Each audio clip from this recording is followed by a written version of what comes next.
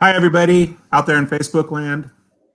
Welcome to another edition of Beer 30, happy hour chat with somebody cool from the local beer business. And today our guests are our friends at Stoup Brewing in Seattle in the Ballard neighborhood. And we have, as the screen will tell you, we have Brad and Laura down there and Robin up there and me over here.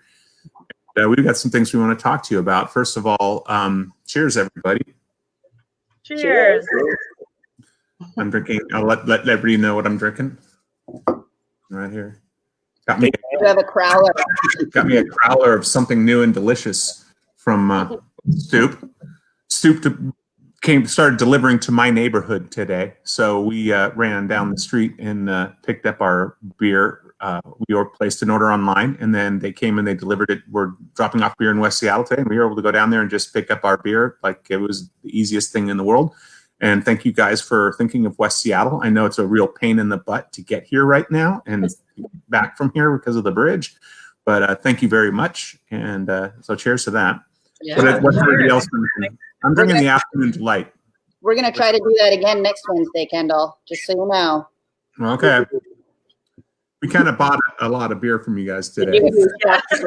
we have good for a while, but we'll see. It's going to be a long week. We're all so busy. Yeah. So what's everybody else drinking? I'm drinking the Afternoon Delight, by the way, which I'd love to have you guys tell me more about because it's really good. It's really bitter. I like that. I'm drinking the Mosaic Pale. Oh, there we go. Stoup Mosaic. MLMA, new IPA. Just came out last week. Got some of that in the fridge. Whoops. This is, where am I going here? Mixtape Romeo, which is our new dry hop Pilsner, which I've been drinking quite a lot of. I am a dedicated ale girl, but I am loving this beer. I've been drinking a lot of it. Yeah, and what's the hop profile on the mixtape? Because that's really tasty.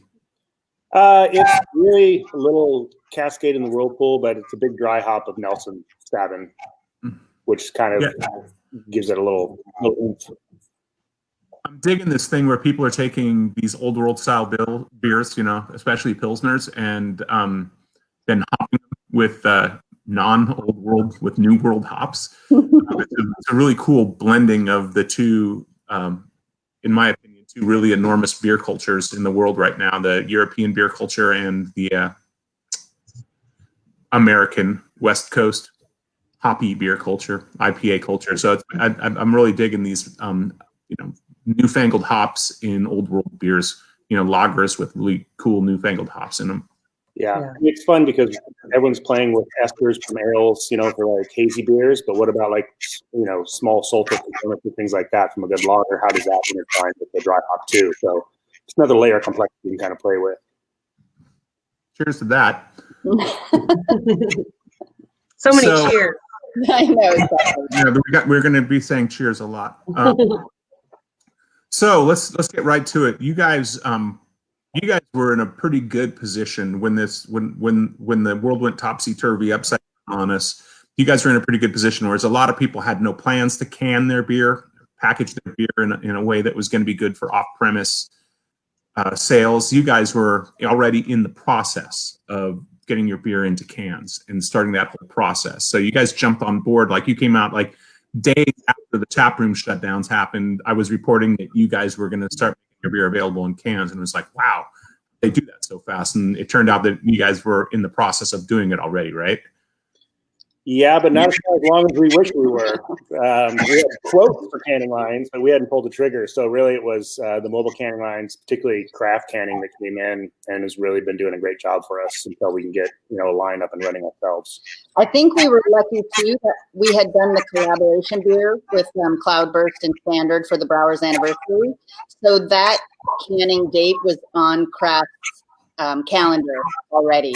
And so when the shutdown happened, we were actually able to just extend, make that as long of a canning day as we could to get as much beer in the cans on that first run.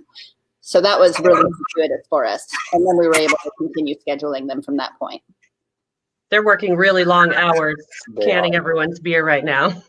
Yeah, no doubt. I mean, God bless them. I mean, and this is true across the entire country. I mean, I followed the news from across the entire country, and these guys are. I mean, it's like there's a lot of people who are doing things that are much more heroic than that right now. But God bless them. They're canning a lot of beer. Yeah, They really are. Otherwise, probably go to waste. Yeah, and they're waiving minimums and switchovers, fees that they'd have for like switching over from one product to another. Just waiving a lot of stuff, and they're just like, we're just here to get the beer in the cans. We know you guys are going to lose it if we can't get it out there in the market. And you're an all draft brewery, basically like we were.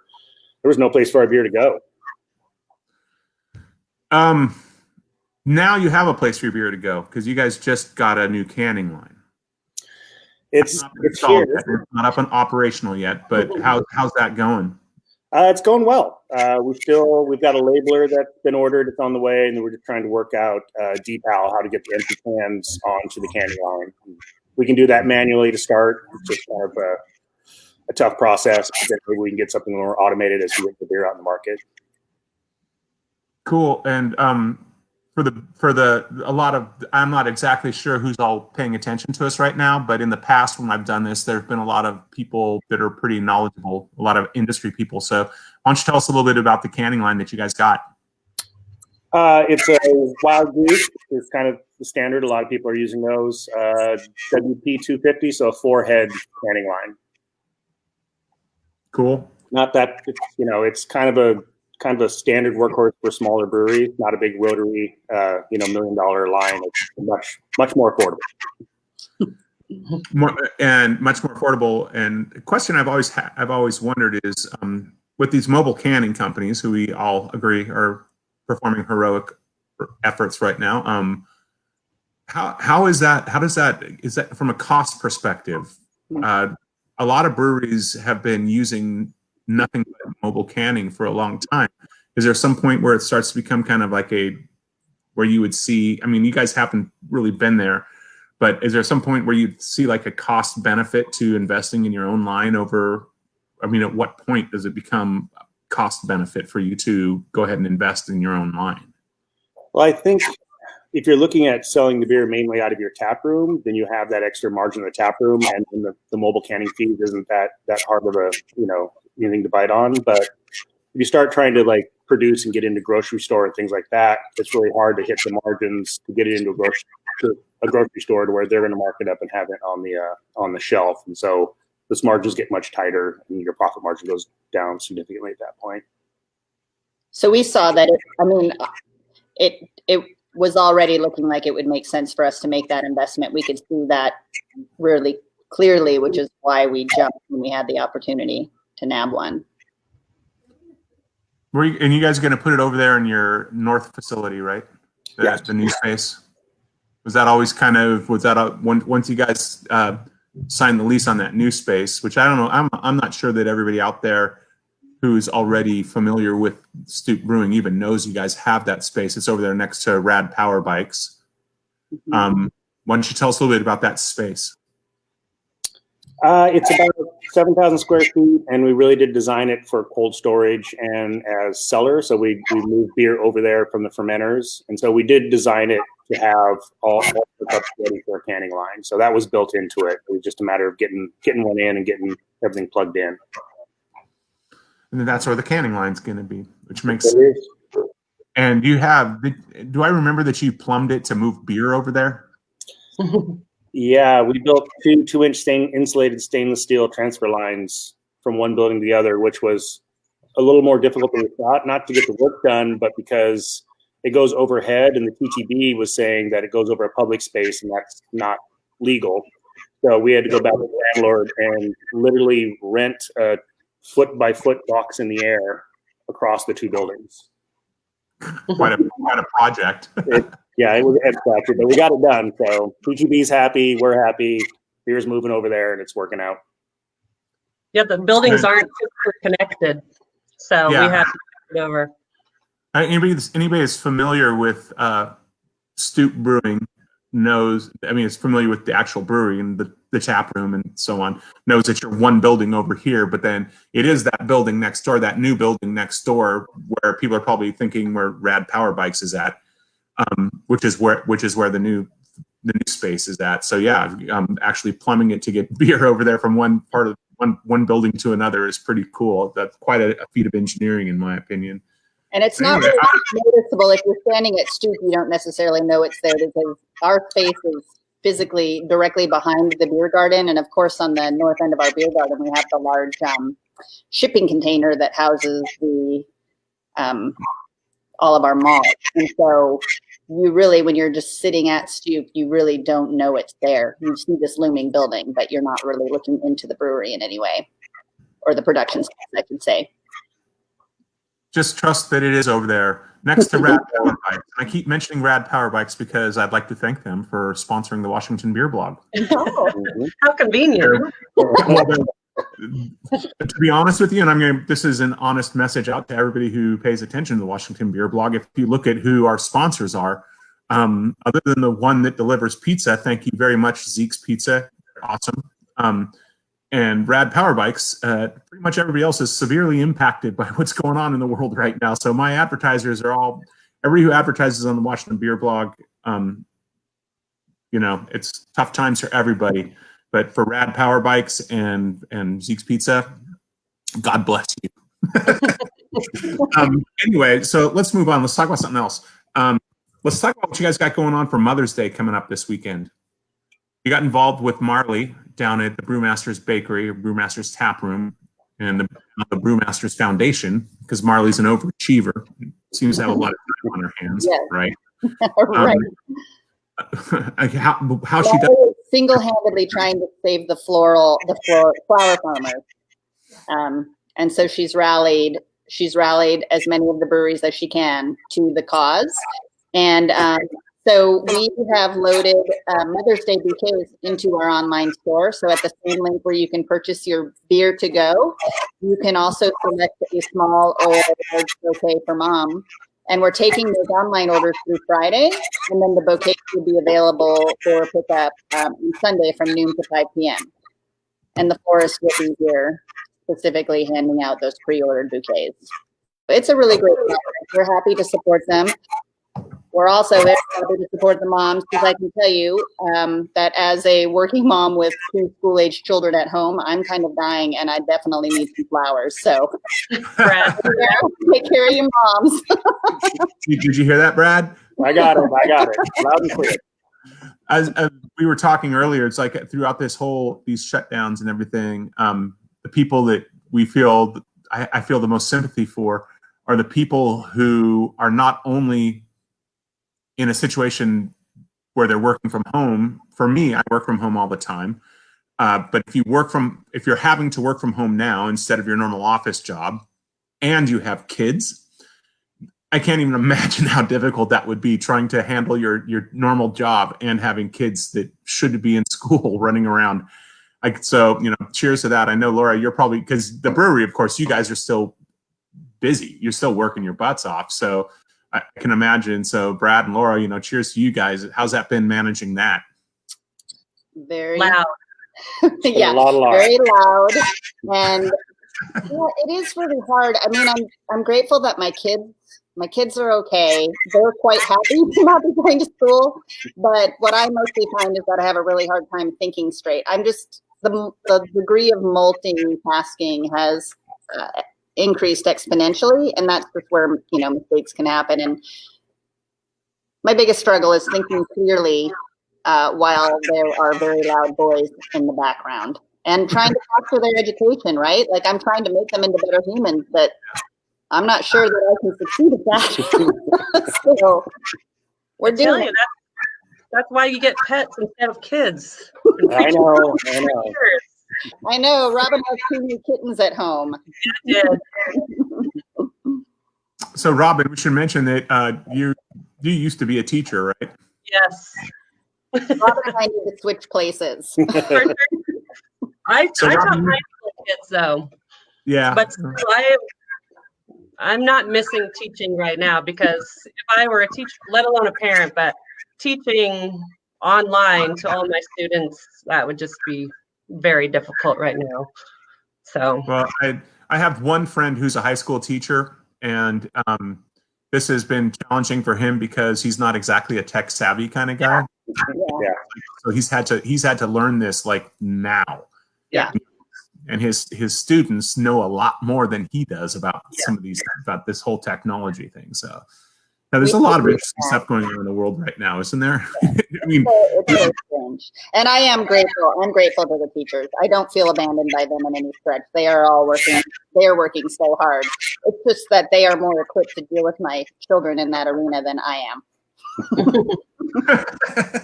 So, and now we're doing that the hard way. So it's interesting. Let's talk. I don't want to get too distracted here, but you guys did something when you guys all came together from. I mean, obviously, two of you are married. Robin was a teacher, but where did you guys come from? Where did you come from in terms of your career-wise that you decided let's throw it all? I mean, I know Brad, you have a certain background, and but it wasn't like you all were working in the beer business and decided you were going to open a brewery. We were just drinking a lot of beer. Yeah, that's true. We were. But how did you all arrive at this decision? How did you guys meet? That's one thing I don't think I've ever known. I know all of your stories, but I think that one thing I've never known is how did you guys meet? A mutual friend. Yeah. So Kamala and Raj from Marination. Well, and that extended group. Yeah, and Michi. Like just this group of mutual friends where we occasionally found ourselves at the same social function.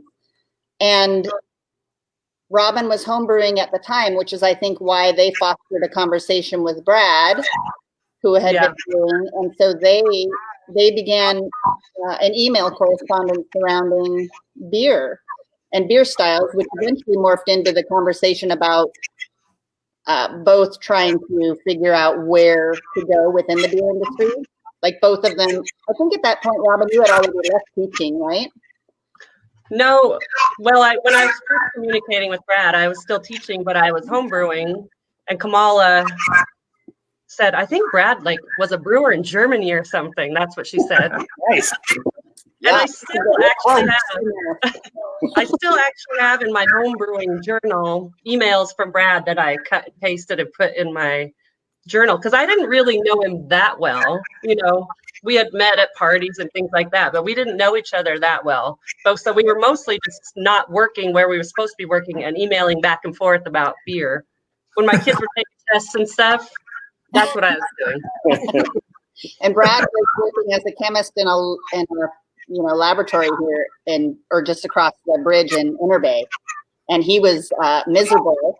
And we had two small children at home, and Brad's misery was making me miserable. And I was like, why aren't we doing something really fun? And seems like a whole lot of fun right now. I know. Or why aren't we doing something like, why isn't all of our energy going into something that we truly love? And Robin was trying to figure out that same thing. What I think was really interesting, especially Brad and Laura, about your story, I appreciated. Holly Regan wrote a story for my blog about you guys, about where Stoup came from. And one of the things that I really appreciated was the way the two of you kind of didn't approach it like, oh, how great it's going to be when we make all this money and have this big successful brewery. You approach it like, what's the worst thing that can happen? if all else fails, where do we end up? And you decided that was a risk worth taking, which is an insanely intelligent way to approach opening a brewery. Yeah. It wasn't for the free beer. It's a nice perk. If all else fails, you've got a shed by the lake that you can live in, right?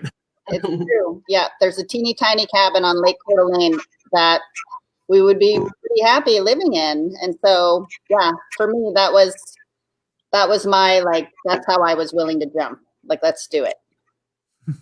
That's cool. Could be worse. So another thing, I'm a big supporter of my local food bank here.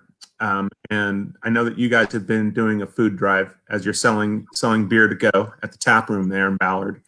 You've been doing a food drive for the Ballard Food Bank. So why don't you give us a little bit of a heads up about what's going on with that? Yeah, we're just trying to support the Ballard Food Bank. Right now, they are actually feeding nearly double the number of families as in normal times. And so we know they have a lot of need right now. And we just thought, gosh, what are the things that we can do, right? How can we support our community? And food for every person, every child is a really important thing. And so we thought it would be easy. You know, if you're coming down to pick up some cans, then leave a couple of different cans with us. And we're going to make a weekly donation to the food bank, and we're going to match the dollar value of what is brought into the brewery with a dollar donation of our own. That's great. And you guys just did your first drop off, right?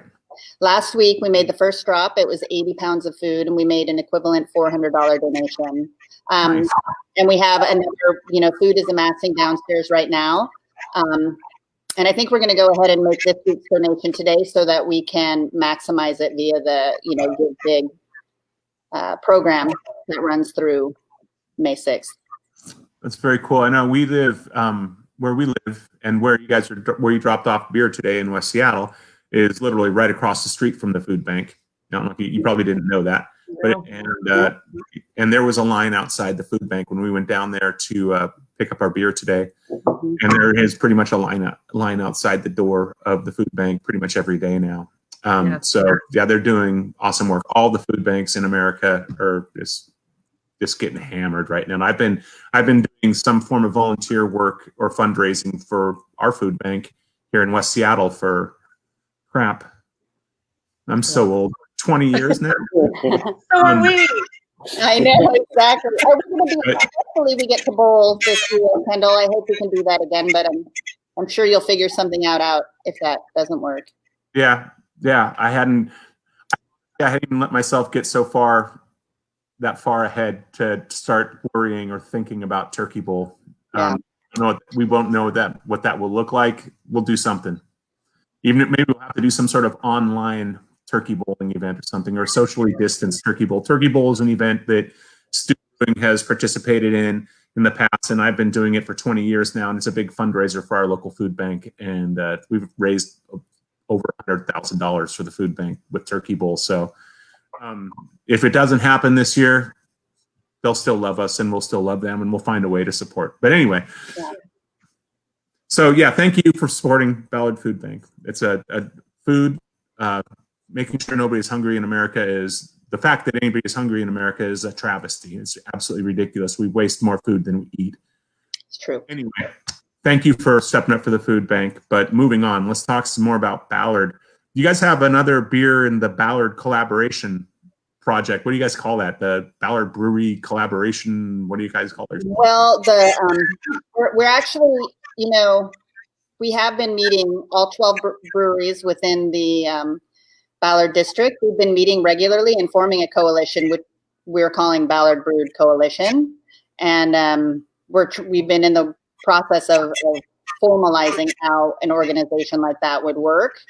And the idea is to just, you know, support all of the breweries in the neighborhood and support Ballard as a beer drinking destination. So Ballard Brewed Coalition. And we brewed a beer this month that's called I Want My BBB, which is I Want My Ballard Brewed Beer. And the idea was, of course, it was a collaboration that mostly took place over Zoom, but we're canning that on Wednesday. And the idea is that it gives everybody a little extra something to sell out of their tap rooms in whatever capacity they're doing that right now. And I think the label artwork is going to be something that will be very familiar to people of a certain generation. Do you have anything with you that you can show us? Oh gosh, I should have. I don't have it in print because it's at the printer. Let me see if it will work to show you on my phone. It may just be good to tell people that they're going to love it and they're going to want it the same way that we used to say, I want my MTV. They're going to. That's right. Does that work? Higher. Recognize that. I love it. This is really hard, especially by Which way to go? here. Yeah, we're a little bit challenged. For everybody out there in Facebook land, we just decided with a few minutes before we went live that we should probably have a way to show people that artwork. And we're like, how are we going to do that? Oh, crap. We should have thought of that like maybe 5 minutes ago. Yeah, never mind. Yeah. So what style of beer is it? Tell us all about the beer. It's a hazy beer, so an English yeast strain, definitely gonna have those big esters and the oats and wheat in the base. And then the collab part was really all of us kind of throwing together what hops are going to work together.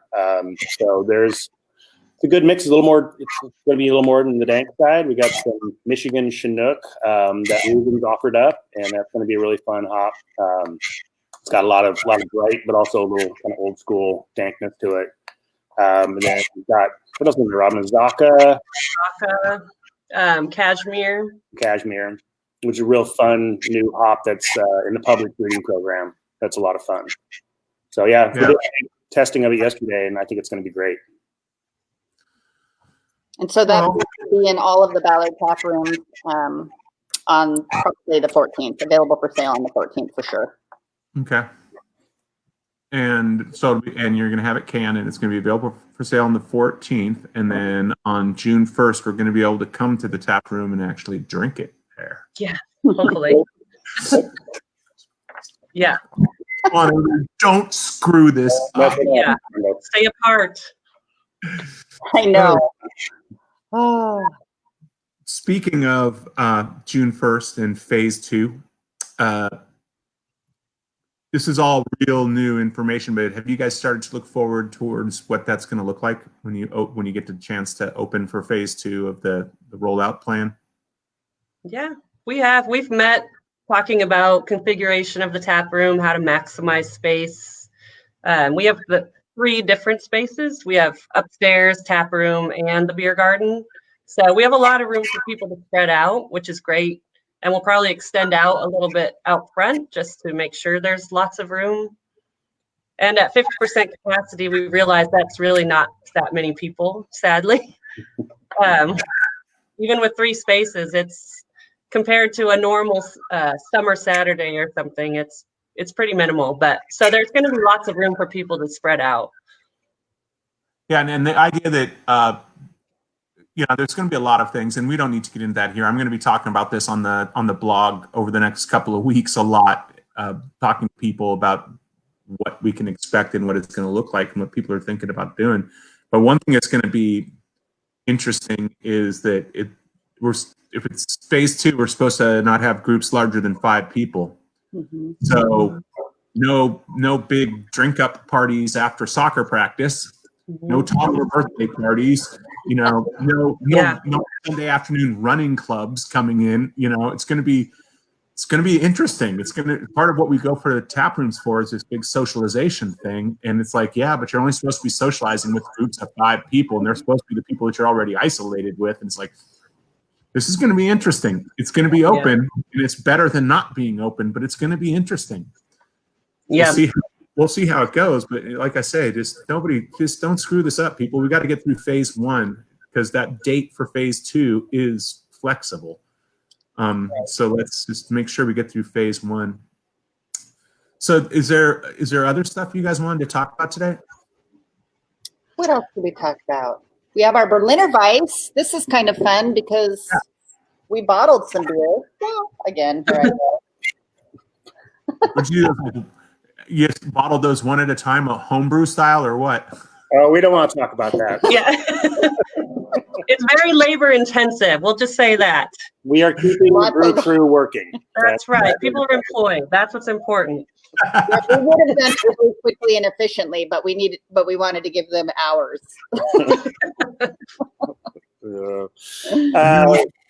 I'm going to look at some of the comments here. Mark Krukar says Hi, Mark. Krukar says he's never heard of you guys. Liar.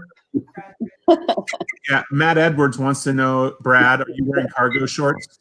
Oh my gosh, he is relentless. He's stalking me. I bought Brad a bunch of shorts without pockets. I hate them. I can't put my tools anywhere. Yeah. Because of Matt. Brad just wears a backpack all the time now because of Matt. Yeah, it's horrible. A fanny pack, Robin. He's fanny pack. Excuse too me. hip for a backpack. Fanny pack. I used to wear fanny packs back in the day.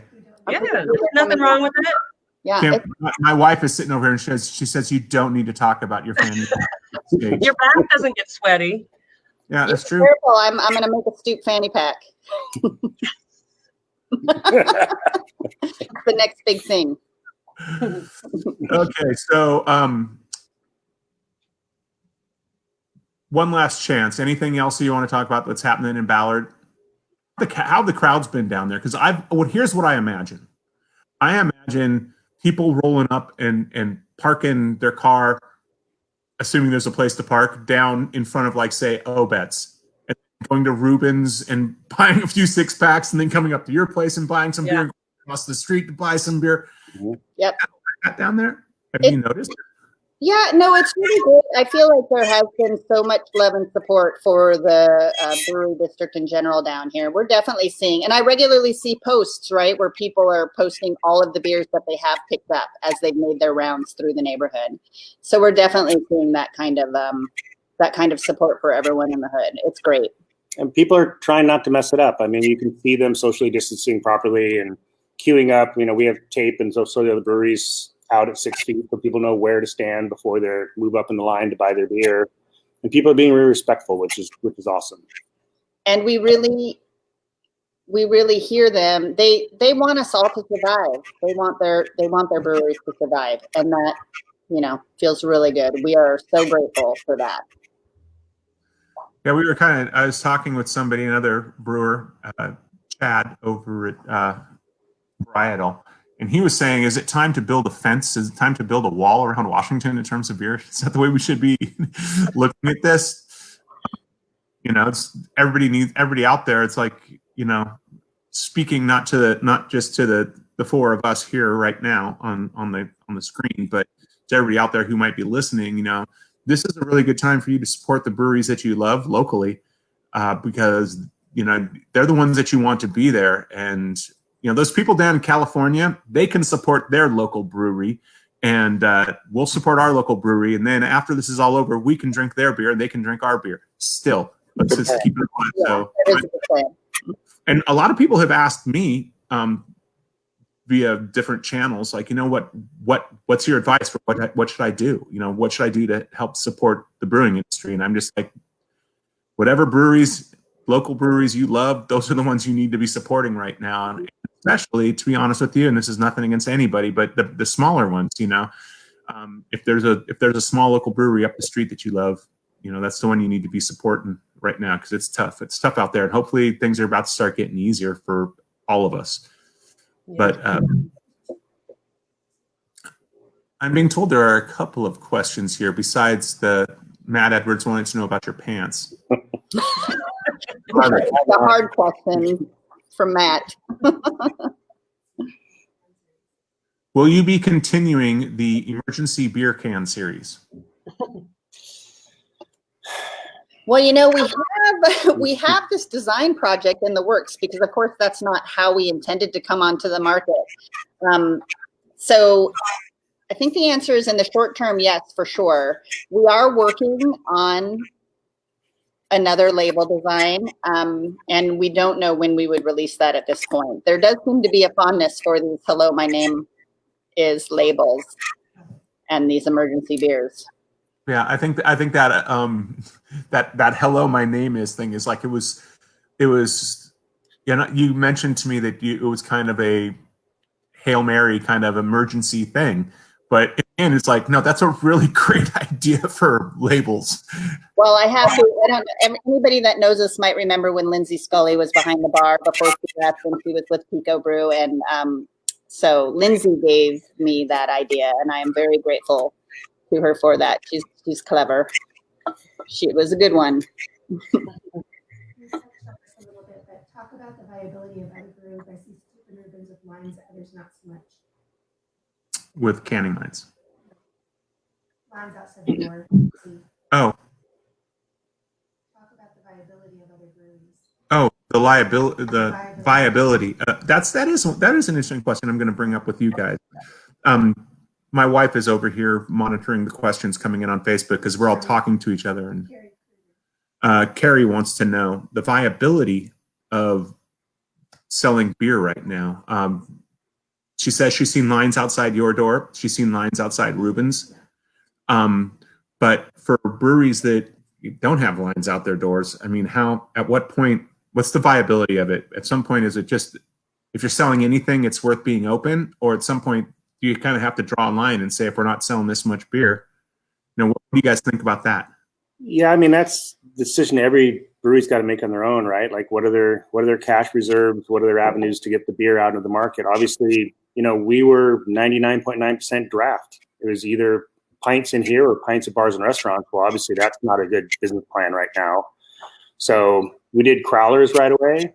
We had a crowler machine, which was lucky. We had a hard time getting the cans, but we went from maybe 60 crowlers a week to, I think the first week we did 2,400. We had an entire pallet of crowlers, just because that's the only way we could get the beer out to the market, because all of our kegs are sitting in cold storage. And we're definitely going to lose some beer at the end of this. That's going to be out of code, and we can't get out to market. And so we've been talking to distilleries and trying to get the beer down to them, so maybe they can distill it and make hand sanitizer and do things like that with what's not going to make it to market. Yeah. I also think our location is helpful because people are coming to Ballard and, like you said, buying from multiple breweries. Some breweries are more isolated. There's not that walkability. So it all kind of depends on where you are, what you had going at the time. It's different for everyone, for sure. Yeah, that's kind of the way I figured. I hadn't really thought about that some breweries, you guys, what makes Ballard a great place for breweries is the same thing that makes it maybe a more viable situation for you, and given the circumstances. You do live, your brewery is in the middle of a densely populated residential area. Mm-hmm.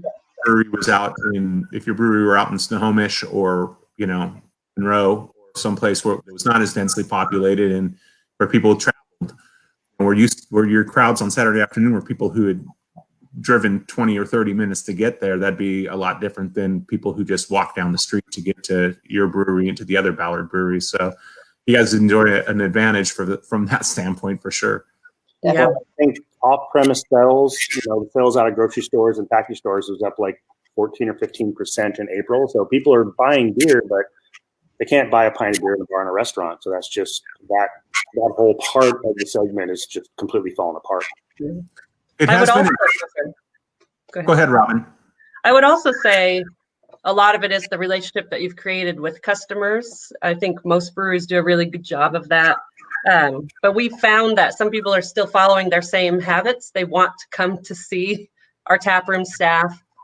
And so, they know them and they're kind of like friends. So it's a bit of normalcy. So they're coming to visit, to say hi. Some people come a couple times a week to buy a beer, just so they can have that routine down and see the people that they enjoy hanging out with, our taproom staff. It's true. From 6 feet away. From 6 feet away. which is better than not getting to see them at all. Yeah. Yeah. Like, we get to this phase 2 opening. It's like we're all gonna go to tap rooms for the first time in this phase 2, and then we're gonna go, this is not normal. It's better than it not being Yeah. there, but it's not normal, and who knows how long it's going to be before we get back to normal. I'm just glad we've got a plan now where we're moving forward and we can start to see some light at the end of the tunnel. And I guess with that, I want to thank you guys for coming on today. This has been fun, informative, interesting.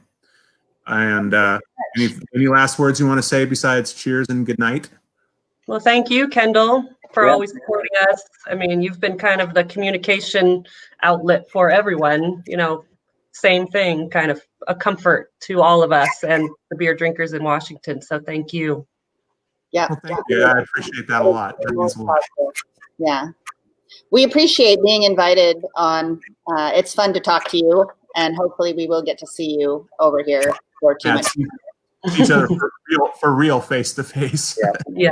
Even if it is from 6 feet away. Exactly. And mask. Island over there. Okay, well, thanks a lot, guys, and you guys have a good night, okay? All right. Thanks, Kendall. Stay safe. Bye. Cheers. Bye, everybody.